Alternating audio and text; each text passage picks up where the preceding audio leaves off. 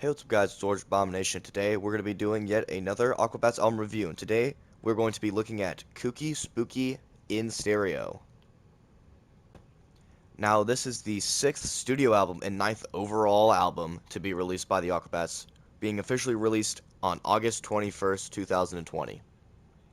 It follows a similar style to the guitar and synthesizer driven rock, new wave influenced music direction as Charge and High Five Soup, incorporating various elements of punk rock, ska, and synth pop in a mix, which Reed Junk described overall as ranging from Devo-esque electronica rock and 60s sounding synth rock to tongue-in-cheek hip-hop and punk rock.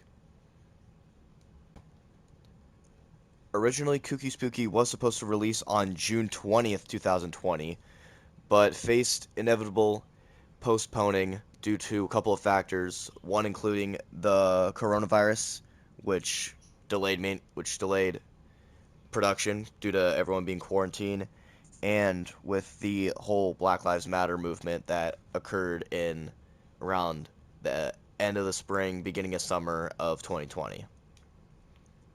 Thing causing the Aquabats to push back the release of this album by a couple months, and even saying an official statement saying, quote, "There will always be time for goofy, rowdy rock, but it doesn't feel right to us to be loud and self-promoting at this moment in time. We'd rather give space to people who are saying they need to be heard." End quote, encouraging open discussion about race and racism and linking to resources from the National Museum of African American History and Culture. Now, before we get into the review itself, just be aware that a lot of this production, post-production, was going on during quarantine, which made getting the band together and everything made it difficult, so bear that in mind with some of these songs. So now, let's waste no more time, done with the overview, let's get into the review. Now, the first song that's on this album is Karate Body. And this song is just, it's an overall great song, great quality, good lyrics, good vocals, good instrumentals, just all around, just great song. Not anything special to say, it's just overall, it's a really great song, and it's just a great way to start this album, especially for the time all this came out. The production was not easy with quarantine and everything. So, starting off this list strong, giving it a 10 out of 10. Let's go. Next up, we have No One Wants to Party. Now, this is another great song. It's, if I'm being honest, one of my personal favorites. Coming right after Karate Body, it's another great song. Following right after Karate Body, which was 10 out of 10. We have another great song coming right after it. Now, the whole thing, very catchy, great storytelling, which, if you know me, like storytelling, and fitting in with the whole Kooky Spooky album, has a bit of, not necessarily horror, but a bit of a mystery vibe to it, of the Aquabats. They're a well-known punk rock band, and it poses the question, why is nobody at their party? If they're a well-known band, why would nobody want to show up to their party? Just an observation I made when listening to this song for the first time, and poses that question with a bit of mystery shrouding around it. This song is going to be another 10 out of 10. Let's continue. Following that, after we've had two 10 out of 10s in a row, great start to this album, and it just keeps on going with Skeleton Inside, fitting in, tying in with the whole horror-esque vibe of Kooky Spooky. It just builds off that and just keeps riding with it. Skeleton Inside, just all around really good. Kind of catchy as well. And just not much else to say. Just really like this song. It's gonna have to be another 10 out of 10. Let's keep on going. Following that, we have Bedhead. Now, you'd be a little disappointed with 3 10 out of 10s in a row and then coming onto this song, but they can't all be perfect. You can't expect every song to be 10 10 10 10 10 10 10. There's got to be some that aren't as good. But of course that doesn't mean that this song is bad. It's just having to follow 3 10 out of 10s in a row, it's not easy. But still, I think it's a good song. Definitely not a skip. I personally don't think there are really any skips on this album. So, with all that, this song, still good, just not as good as the songs that it follows. 8 out of 10. Let's keep on going. Now we come to Aliens and Monsters. Now this song also, once again, it fits into the kind of the horror vibe that some of the other songs have established with Aliens and Monsters. The storytelling is there too, pretty good. And just what it is so catchy, in my opinion. Catch me jamming out to this song every now and then. And I have a personal soft spot for this song. So this song is going to get a 10 out of 10. Let's keep on going. Next up, we have The Walk Off. And this song suffers from some of the same things that Bedhead had to deal with, which was having to follow up great songs, but not being able to live up to them. Now that doesn't mean it's bad. It's just kind of diminishes it just a little bit. Though it's good, but just slightly worse than Bedhead, but not by much. It's to similar quality, similar enough that I'm gonna rank it once again an 8 out of 10.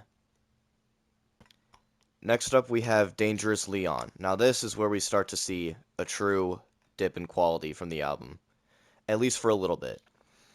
This is just feels kind of generic and just boring.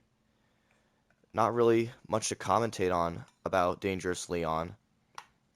Probably one of the most lackluster songs on this album, which for this album isn't really that much of a bad thing, which for how good a lot of the songs are on this album. But you have to give it to him. This song was made during a lot of the production for this song took place during quarantine, so you can't really blame them. So Dangerous Leon is getting a 7 out of 10.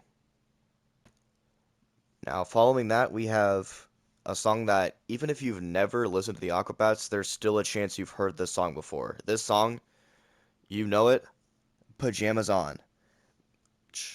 With this song coming out around the height of COVID and the whole quarantine era, just was a really big game changer for this album, and took it from being pretty it's a great album to just absolutely amazing, with even being unofficially considered the anthem for the quarantine era.